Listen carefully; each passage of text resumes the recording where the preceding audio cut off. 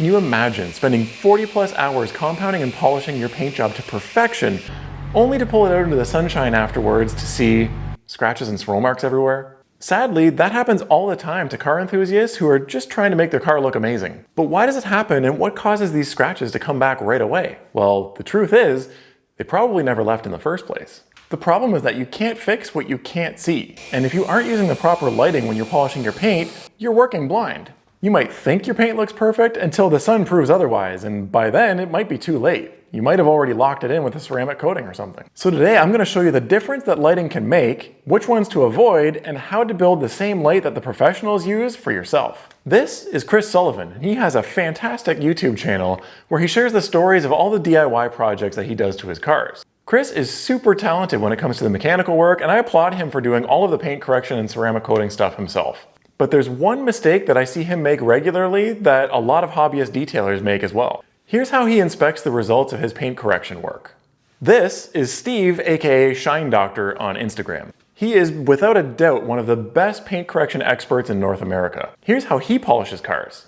Can you notice a difference? Using the wrong light is going to hide a lot of the swirl marks and scratches in your paint. How can you be confident that you've removed them when you can't even see them all? Direct sunshine is the absolute harshest lighting that we ever see our vehicles in, so we need to simulate that as accurately as possible if we want our vehicles to look good in all lighting conditions. There are 3 things that you need to have proper lighting, and if you don't have all 3, some of the scratches are going to remain hidden. Here's what's important: the type of light, the temperature of the light, and the angle of the light. The sun is a powerful circular spotlight, so low-powered floodlights are not going to cut it. Don't bother with those rectangular halogen lights that the old school detailers used to use back in the day. They're going to do nothing more than heat up your garage and ruin your results. Stick with a bright, round LED spotlight if you want to simulate the sunshine. The sun tends to have a warm glow to it, so the really bluish or purplish LEDs are not going to be much help to you.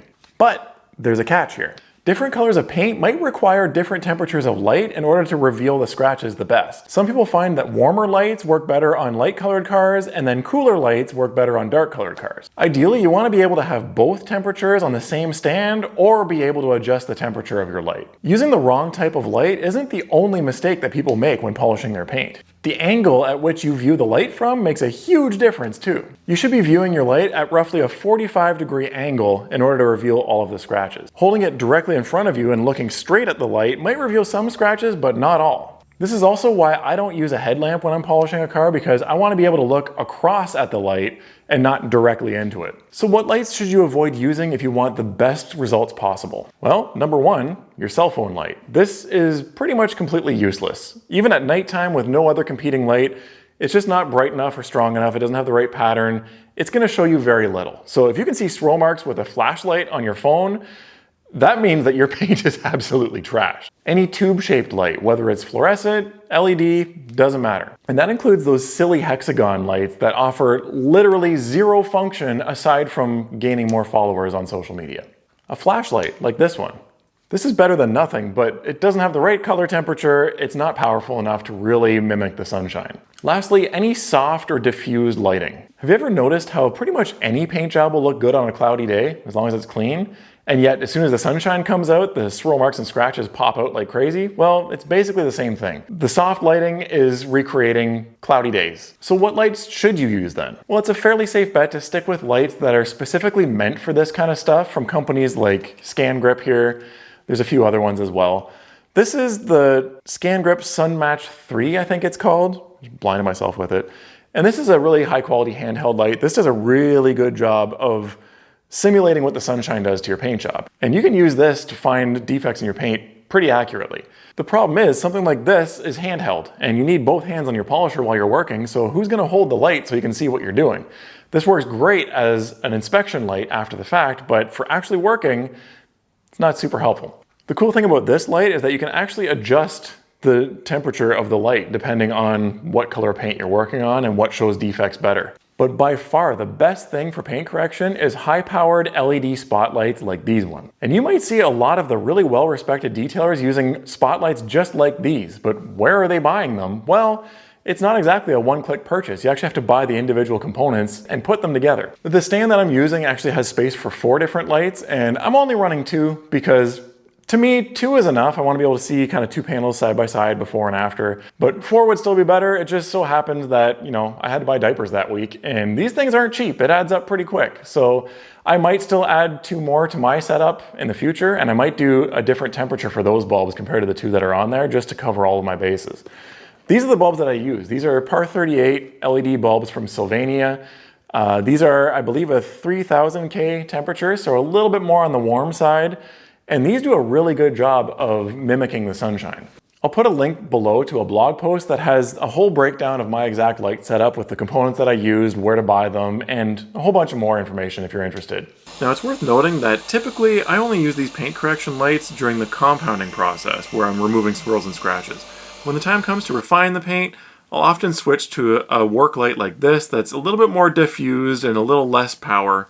This makes it a little bit easier to dial in the clarity and the gloss after you've already cut all the scratches out of the paint. Okay, so let's start with the previous lights here.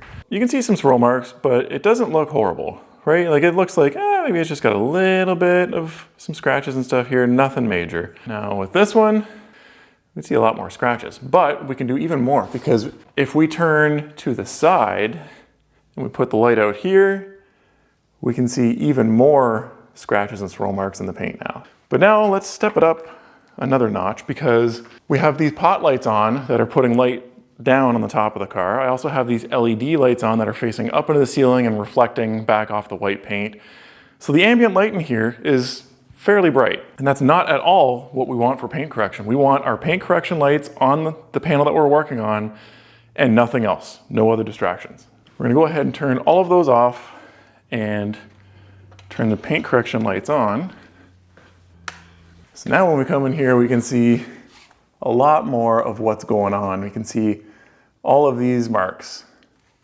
It's quite noticeable now. That brings me to my next point. Guys, there is absolutely no reason why you should be sitting on a stool and polishing the side of a car. Because look at this. If I pull up here, if I'm working right here, I have no spotlight in this area whatsoever. I'm sitting way too high. All you need is a knee pad like this to get comfortable. And we can get right down here. And now look at this angle, you can see everything that's in the spot that we're actually gonna be working on. I'm gonna cut this section right here.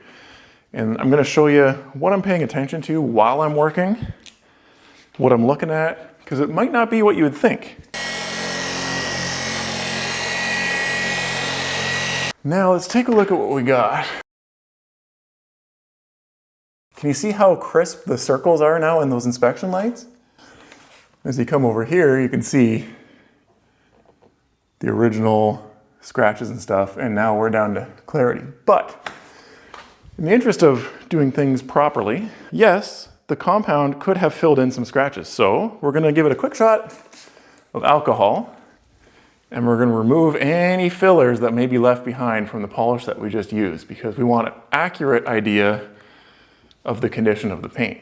It still looks pretty good, but especially over here, we still have some swirl marks and some deeper scratches. So we're not quite done here yet. Actually, you know what? This is gonna be interesting. So we just saw that with these lights, there's still some scratches and swirl marks in here. Let's compare. Let's go back to the flashlight. Let's turn all of these lights back on in here. And let's turn the paint correction lights off. And let's just see what the flashlight shows us, because we know, based on what we just saw, we're not done yet. This is not perfect. Look at that. I don't know if that's showing up on camera. That looks flawless. It looks like perfection right there. And the problem is, if we leave it here, and especially if we ceramic coat this car or something in this kind of condition, we pull it out into the sunshine in the daylight, we're at Cars and Coffee, and the sun's right on the car. There's swirl marks and scratches everywhere still, and it looks horrible, and we thought that we did good. Let's get our proper angle here again. And look at, can you see all of this right here? All these scratches that are still in the paint? Can you see all of this right here? Right? So we are not done. And that other light would have fooled us into thinking this was good to go. So, what am I looking at while I'm polishing? Well, you would think naturally I'd be looking where I'm going like this, right? To make sure I'm not hitting anything or whatever, but I'm not. I'm actually looking over here in the light. I'm looking through the polish, and I want to see if the scratches are remaining, and I want to watch how the paint is reacting to it. So I'm looking through here. You can see there's still some scratches up here. Look at how crisp the circles of the lights are now in this.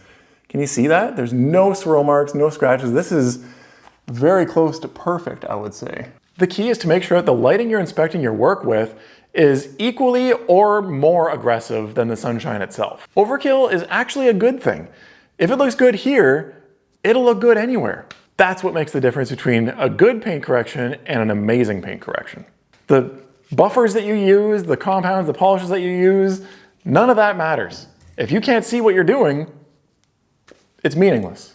And you can probably guess that I'm in the middle of an epic paint correction project on this Camaro right now. And when that video goes live, I'll put it on the screen right here. Until then, watch this video next.